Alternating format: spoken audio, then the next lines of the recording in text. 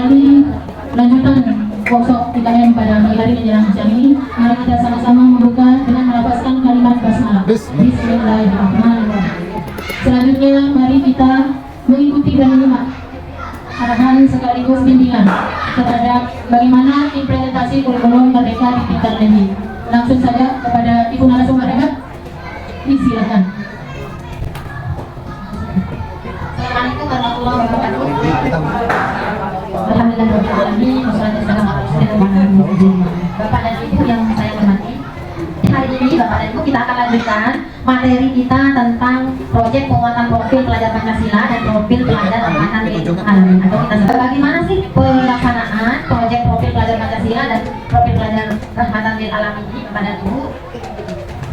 Apa latar belakangnya sehingga perlu di kurikulum merdeka ini namanya proyek penguatan profil pelajar. Proyek lintas disiplin ilmu merupakan paradigma baru dalam kurikulum merdeka Bapak Ibu. Dengan pendekatan proyek yang kontekstual dan berbasis pada kebutuhan masyarakat atau permasalahan di lingkungan satuan pendidikan. Kemudian ditambahlah di Kemenang khusus madrasah menambahkan nilai Rahmatan lil Alamin. Ini masalah mindset, pola pikir kita sebagai Bapak dan Ibu guru maupun generasi kita Bapak dan Ibu. Apapun ilmunya, kalau memang kita memiliki motivasi, rasa ingin tahu, pasti kita akan cari sendiri, cari tahu. Jadi karena kegiatan proyek itu adalah menghasilkan petualangan, investigasi bagi murid dengan pendampingan guru tentang sesuatu yang menarik minatnya, dan peserta didik akan mulai proses mencari tahu. Selain itu, nanti proyek juga akan melalui interaksi dengan lingkungan sekitar, sehingga diharapkan siswa-siswi kita menjadi lebih peka, lebih peduli, dan belajar untuk menyelesaikan masalah-masalah yang kontekstual di sekitar mereka. Pembelajaran yang kontekstual akan membangun kepekaan pelajar akan kondisi lingkungan dan masyarakat, yang akhirnya membangun kompetensi global yang dibutuhkan di abad 21, termasuk membangun pembangunan yang berkelanjutan atau sustainable development. Kompetensi global apa sih yang dimaksud abad 21 itu Bapak dan Ibu? Karakter pendidikan abad 21. Pembelajaran abad 21 itu mengarah pada karakter communication, collaboration, creative thinking, creativity. Dan sekarang bukan 4C lagi Bapak dan Ibu, sudah nambah 2. Apa pula yang 2 itu? Yang 4 saja saya tak hafal. Civilization dan karakter. Profil pelajar Pancasila dirancang untuk menjawab satu pertanyaan besar, yakni peserta didik dengan profil seperti apa yang ingin dihasilkan oleh sistem pendidikan Indonesia, melengkapi fokus di dalam pencapaian standar kompetensi lulusan, berkaitan dengan jati diri, ideologi. Berkaitan dengan jati diri, ideologinya apa maksudnya Bapak? Prototipe masyarakat kita sekarang Bapak dan Ibu, ini loh maksudnya. Kita itu orientasi kesuksesan seseorang baik dalam pendidikan, kehidupan itu lebih besar mengarah ke mana Bapak dan Ibu? Materialistik. Dengan catatan sukses itu dengan catatan B? Ya, punya pekerjaan, mapan, penghasilan, dan penghasilan itu mana? Materi, kekayaan. Kenapa Bapak dan Ibu? Karena pendidikan kita selama ini seolah-olah menyiapkan generasi kita menjadi pekerja, menjadi buruh. Ini rilis Bapak dan Ibu. Teman-teman saya yang ngajar misalnya, teman-teman saya ini bukan Bapak dan Ibu, mudah-mudahan mereka berlomba-lomba menyekolahkan anaknya ke sekolah favorit SMK 1, SMK 1 Raya, yang notabene-nya kan nanti setelah keterima SMA 1 Raya masuk ke perguruan tinggi favorit yang mudah mendapatkan pekerjaan, itu aksesnya lebih mudah. Itu kan harapannya masuk ke STAN, masuk ke mana lagi? Di mana P5P2RA ini tertuang dalam intrakurikuler, kokurikuler, dan ekstrakurikuler. Kedudukan P5P2RA. Nah ini dia Bapak dan Ibu. Proyeknya ada di, kalau ini apa sih di matematika? Lewat ya. Apa sih ini di matematika? Diagram apa? Diagram Venn. Iya benar. Prinsip P5P2RA, holistik, kontekstual, berpusat pada peserta didik, eksploratif, kolaboratif, keberagaman, mandiri, bermanfaat, dan religiustis. Nah, elemen dan supelemen pelajaran Pancasila Bapak dan Ibu yang kemarin. Kali nanti bisa tiap bagikan ya caranya. Kita berbagi saja. Masing-masing dimensi misalnya bernalar kritis ada elemennya Bapak dan Ibu. Ada 1, 2, 3. Masing-masing elemen punya sub elemen. Misalnya bernalar kritis, apa sih maksudnya bernalar kritis? Ada elemen pertama memperoleh dan proses informasi dan gagasan. Ini nanti mungkin di mana kira-kira? Kalau memperoleh dan proses informasi dan gagasan. Kalau di SD itu kelas 1 dan 2 di pelajaran apa? Pokoknya bahasa Indonesia. Terus dia mengajukan pertanyaan, mengidentifikasi, mengklarifikasi, dan mengolah informasi dan gagasan. Ini dari bahasa Indonesia memang menganalisis dan mengevaluasi penalaran dan prosedur ini tingkatan yang lebih tinggi. Kemudian elemen refleksi, pemikiran, dan proses berpikir. Nah kalau misalnya di FI, elemen mana ini yang kira-kira cocok dengan FI Bapak dan Ibu? Elemen paling atas, yang paling dasar. Kemudian kreatif. Elemen yang pertama menghasilkan gagasan yang orisinal. dari 3 ke P2RA. Nah, ini nanti yang kita pakai untuk penilaian Bapak dan Ibu di proyeknya. Jadi Bapak dan Ibu harus bisa menganalisis nilai dan indikator mana yang dipakai sesuai dengan kegiatan P5 P2RA yang Bapak Ibu rencanakan. Jadi Pak bukan mana benar. Perlulah anak karena dari hadapan Dewan Tara, anak kita dikuatkan hidupnya kepada beri kehidupan rakyat agar supaya mereka tidak hanya memiliki pengetahuan saja tentang hidup rakyatnya, akan tetapi juga dapat mengalami sendiri dan kemudian tidak hidup berpisah dengan rakyatnya. Ini yang saya maksud Bapak dan Ibu, supaya pendidikan itu betul-betul memberikan modal beri kehidupan kepada generasi kita, sehingga saat dia menjadi anggota masyarakat, dia tidak terpisah dari masyarakatnya, dia adalah menjadi bagian dari masyarakatnya. Masing-masing sub elemen profil pelajar Pancasila dan P2RA itu masing-masing ada capaiannya juga, seperti capaian pembelajaran. Di akhir fase ini, di akhir fase A, apa dia mengenal sifat-sifat utama Tuhan, terus dia naik ke kelas fase B, memahami sifat-sifat Tuhan. Jadi berjenjang, sehingga Bapak dan Ibu dalam menyusun modul itu berbeda modulnya fase A, fase B, dan fase C. Jadi harus menyusun 3 modul. Desain pelaksanaan P5 P2RA. Jadi P5 P2RA ini ada di mana Bapak dan Ibu? Kiri, tengah, kanan. Proyeknya ada di tengah. Kalau integrasi P3 P2RA ada di tiga-tiganya.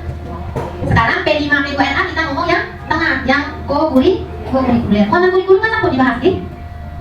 Mendesain P5 P2RA. Pertama apa yang harus dilakukan? Membentuk tim fasilitator. Siapa tim fasilitatornya? Bapak dan Ibu guru semua mata pelajaran. Boleh tidak? Aman juga ikut? Boleh. Satpam? Boleh.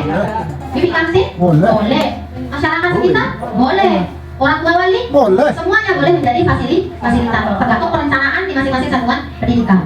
Boleh.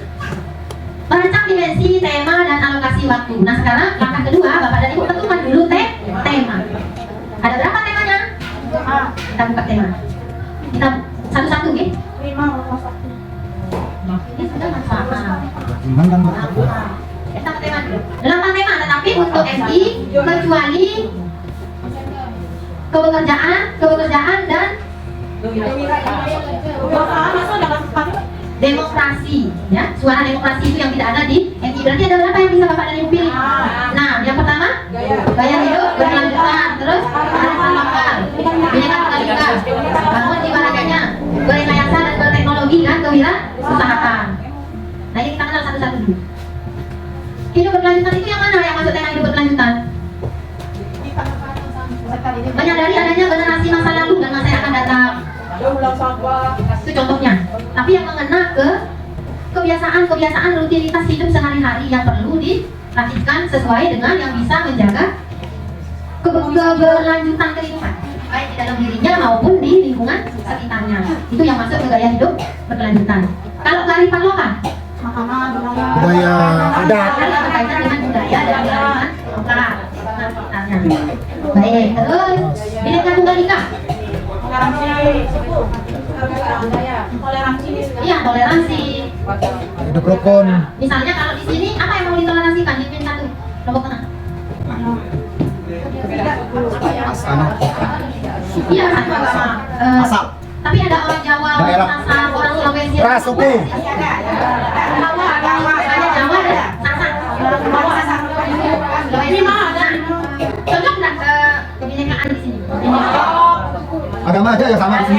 Nanti Bapak Ibu yang tentukan ini cocok nggak, relevan nggak dengan kebutuhan siswa di satuan pendidikan. Bangunlah jiwa raganya yang menyangkut aspek jiwa dan raganya. Misalnya bullying media sosial. Pokoknya yang memahami bahwa pembangunan itu menyangkut aspek jiwa dan raga. Jiwa yang sehat, ada tubuh yang sehat. Masalah ini membangun kesadaran dan keterampilan melihara kesehatan fisik dan mentalnya, baik untuk dirinya maupun orang. Nanti coba kita cari contoh-contohnya di mana contohnya. Berekayasa dan berteknologi. Wah, kalau ini berekayasa dan berteknologi pasti dalam pikiran Bapak dan Ibu semua berkaitan dengan komputasi, digitalisasi ya. Betul? Kalau misalnya bikin tempe, kemudian tempe kan sudah biasa ya, tapi ada inovasi baru misalnya dalam pembuatan tempe, itu sudah termasuk dalam berekayasa dan berteknologi. Kemudian mau mengajak anak-anak untuk bertanam sayur organik misalnya, itu juga berekayasa dan berteknologi, masuknya ke sana. Pokoknya melakukan sesuatu untuk menciptakan sesuatu, tidak harus buat robot, tidak harus buat aplikasi, membuat sesuatu sehingga nanti dihasilkan produk yang inovatif, itu termasuk berekayasa dan berteknologi. gitu. rekayasa. Kewirausahaan. Apa contohnya misalnya? Buat jajan lalu dimakan, baru jajan lalu Nah, dimakan. misalnya ada makan Rawa kecil. kuliner ya, dan kuliner di BPK. sekolah. Hidup. Gitu. Tapi ingat, ini berpusat pada murid prinsipnya ini nanti ibu guru semua yang jualan. Jualan sendiri. Gitu. Makanya ingat prinsipnya berpusat pada murid. Nah, coba kalau misalnya kita mengajarkan anak untuk mengkonsumsi makanan sehat, itu masuknya kemana Bapak dan Ibu? Makanan sehat. Nah ya, kelanjutan.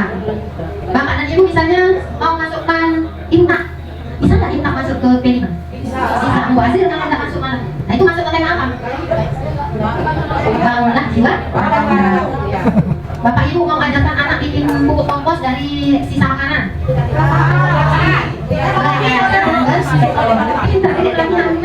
Dari tai kambing Ya, langsung kerja. untuk kompos. Ini didatangi. Bu Mecen udah pintar itu, langsung kerja. Nah, Bapak Ibu itu Mana wajahnya Bu Mecen? karena ini Bapak Ibu punya Masya Allah, ini artisku baru muncul. perhitungan jam P5 dan P2 RA. Jadi sama saja Bapak dan Ibu 30% jumlah jam Bapak Ibu dalam sepekan itu adalah jam untuk proyek. Coba pun ada berapa jam untuk satu pekan? 30. Satu pekan keseluruhan jam pelajaran kelas 1 berapa dan kelas 2? 3, 4, 5 berapa? Ini berapa? 5. Nah itu dihitung 30%-nya alokasi waktu untuk P5 Bapak dan Ibu. Misalnya, ini saya belum hitung. Kalau misalnya di ini ada 38. Oh berarti ada 14 jam ini dalam sepekan yang Bapak Ibu punya untuk P5, P2, RA. Kalau SD itu hanya 7 Bapak dan Ibu. Nah, dalam menentukan alokasi waktu berarti kita tentukan jadwalnya Bapak dan Ibu. Jadwal ini ada 3 macam. Satu yang harian, misalnya ini ada 14 jam ya. 14 jam ini Bapak Ibu sebar di setiap hari. Ada berapa jam untuk P5 nya? Misalnya karena 14 jam, berarti 6 jamnya ada yang 3, ada yang 2 jam. Tiap hari dibelajarkan. Siapa yang membimbing? Guru. Fasilitator. Nanti kalau semua jadi fasilitator berarti semuanya ikut membimbing. Bisa dijadwalkan enggak? Bisa, tapi tetap dalam bentuk tim Bapak dan Ibu, karena Bapak Ibu menjadi tim fasilitator. Ada mirip, ada molah, bisa Jido Wajaroni. Akhirnya kan sendiri sama, akhirnya seperti mengajar intrakurikulernya. Ini waktu itu Jadi sistem nih. P5 ini memakai tim ya Bapak dan Ibu, termasuk perencanaan modul ajarnya juga tim. Mingguan, reguler. Kalau pakai reguler Bapak Ibu ambil 1 hari atau 2 hari. 14 jam ini harus habis dalam 1 pekan Bapak dan Ibu. Berarti ada berapa? Sudah saya lihat jadwalnya nih. Isoma.